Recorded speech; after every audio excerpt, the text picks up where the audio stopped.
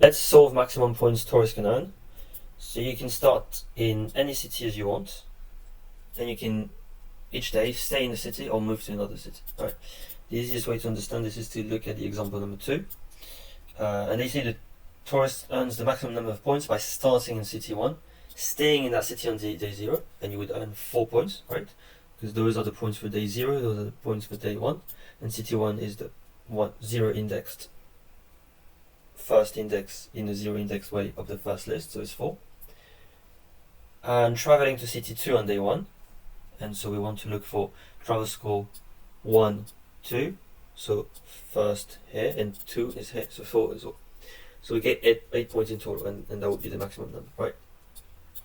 And the important thing to look at are the constraints. Constraints are really small, which means we can get away with something like n cube or n times k square or n squared times k or k cube. So we'll solve this using dynamic programming. There's loads of ways of solving it, but dynamic programming is a good way here. And the idea is we'll have dpig representing maximum score you can get if you are in city I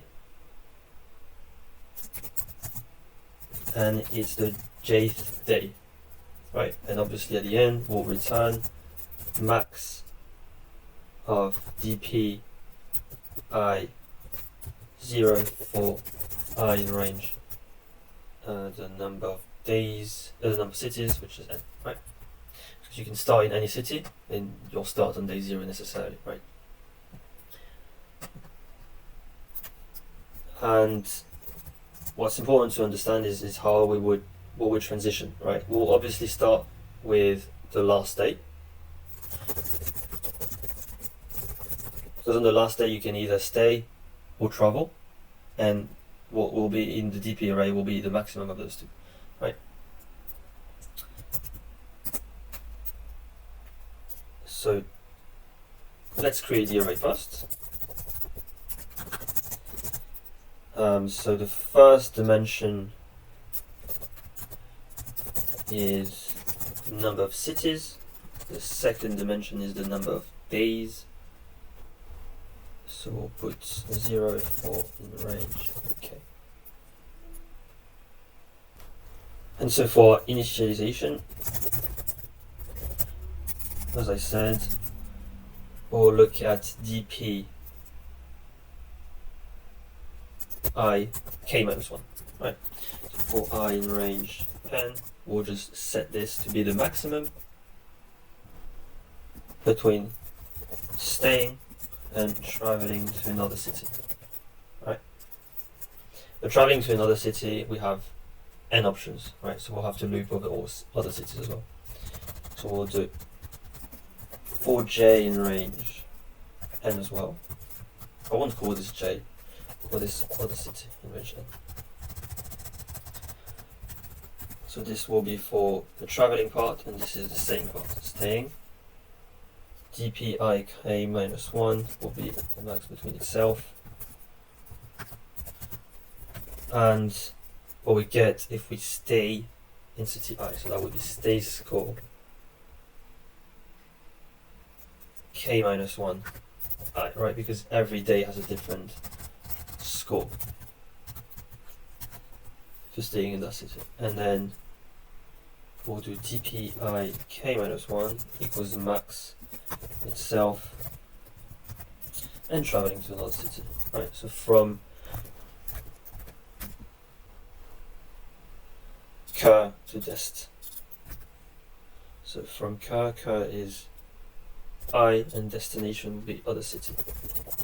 We obviously don't want to travel from Cur to Cur, right? From the current city to the current city.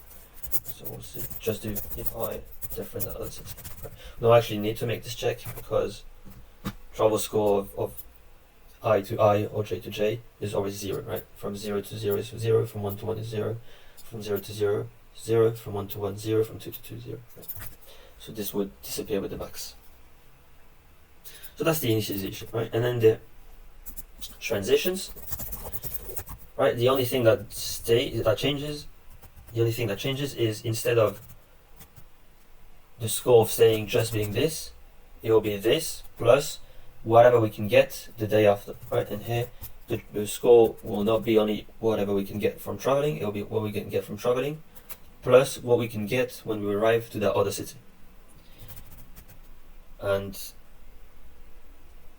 because it will look like something like here adding plus dpi because we're staying in the same city k, right? It means we need to do things, k needs to be done already, right? So we need to do things from k to 0. And that's why we need to loop over the second dimension first, right? So let me just write the for loops. We'll start at k minus 2 and we'll go all the way to 0, and we will iterate through the cities, right? We start at j, on the j dimension, the second dimension, because we want to do everything for day j, and then we can go to j minus 1, because when we go to day j minus 1, everything that will compute will depend on the results that we get for day j, right? J minus 1 depends on j depends on j plus 1. So we have to finish everything for j before doing anything for j minus 1, right? And then we'll have to finish everything for j minus 1 before going on something else. So if you were to invert the order of the two for loops, right, we would have a problem, because maybe when we get here for city 2 and we travel to city 3, well, city 3 hasn't been done then yet, and so the results will be wrong. So that's why we need to be very careful about those orders we do for loops, right? But it should be fairly intuitive. And as we said, it's going to be pretty similar to what we did in the initialization phase. Either we're staying, right, so it's not a k minus 1, it's a j, here it's a j, here it's a j, and here we're adding dp. We're staying in the same city, right, but it's j plus 1. And when we travel to another city, right, so this is traveling, right, we could write traveling here to make it a bit better. Then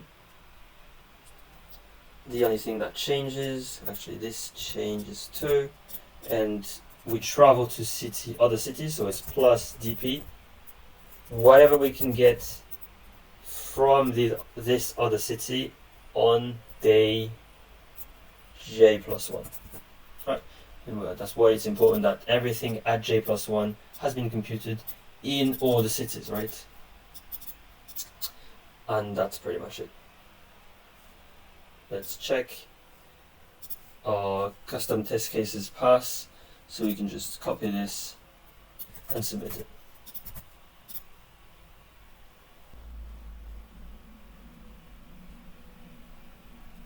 And we get fairly long runtime, but it's because it's a big of